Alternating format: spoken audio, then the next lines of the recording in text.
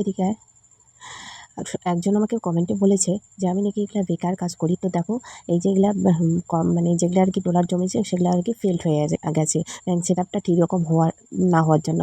তো আমরা যেগুলা কিন্তু ভিডিও করে অর্ধেক মানুষই হচ্ছে কেউ শখের কারণে করে আর কেউ হচ্ছে অভাবের কারণে করে। সংসারে অভাব আছে, তো এইদিকে ফাঁকাই থাকে, কেউ অনেকেরই স্বামী বাইরে আছে, কেউ অন্য চাকরিতে আছে, তো বাড়িতে একা একা থাকে, বোরিং হয়ে যায়। এদিকে ফেসবুক করতে করতে এগুলো সেট আপ দিয়ে দিয়েছে। কারো আবার ডলার অনেকগুলো হয়ে গেছে, $10-15 হয়ে গেছে, কিন্তু ব্যাংক সেট আপ এদিকে করেনি। তো ডলারগুলো জমলেও মাসে মাসে একটা ভালো ইনকাম করতেছে সবাই, এখন ফেসবুকে অনেকেই ইনকাম করতেছে।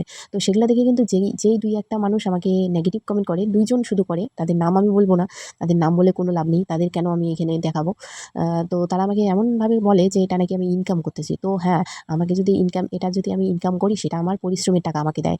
তো যারা আর কি যে এই কাজগুলো করতেছে না, যারা করে যায় আমার কাছে, তাদেরকে একটু জিজ্ঞাসা করো, আর আমার কমেন্ট বক্সটা একটু দেখো, চেক করে কে কেমনভাবে কমেন্ট করে।